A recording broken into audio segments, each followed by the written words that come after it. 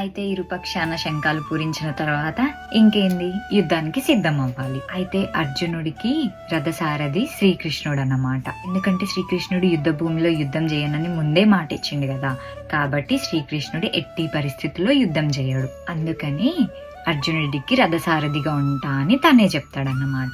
అయితే యుద్ధం మొదలయ్యే ముందు అర్జునుడు శ్రీకృష్ణుడితో ఒక మాట అంటాడు.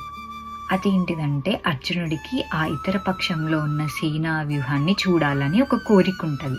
అప్పుడు శ్రీకృష్ణుడితో మన రథాన్ని తీసుకెళ్లి 2 సేనల మధ్య ఆపండి అని చెప్తాడన్నమాట.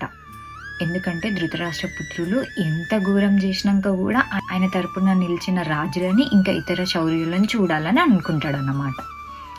అట్లా అర్జునుడి కోరిక మేరకు శ్రీకృష్ణ భగవానుడు 2 సేనల మధ్యలో భీష్ముడు, ద్రోణుడు ఇతర భూపాలకుల మధ్యకి తీసుకెళ్లి వాళ్ళ రథాన్ని నిలుపుతాడన్నమాట. నిలిపిన తర్వాత ఇక్కడ సమకూడిన కురువంశీయులందరినీ చూడమని చెప్తాడు.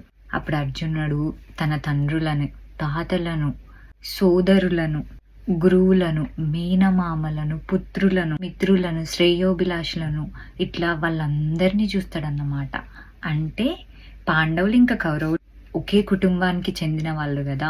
వాళ్ళ తాతలు అంటే భీష్ముడు, మహితాత్మ భీష్ముడు, గురువులు అంటే ద్రోణాచార్యుడు, సోదరులు కౌరవులు, మేనమామ అంటే శకుని, ఇంకా మధుర నగరానికి చెందిన మధుర మహారాజు అన్నమాట. అట్లనే వాళ్ళ మిత్రులు ఇంకా వాళ్ళ శ్రేయోభిలాషులను అందరినీ చూసి చాలా బాధపడతాడు అన్నమాట. అప్పుడు శ్రీకృష్ణుడితోటి వీళ్ళందరినీ చూసిన తర్వాత అంటే ఇప్పుడు నేను వీళ్ళందరితో యుద్ధం చెయ్యాలా అని బాధపడతాడు అన్నమాట.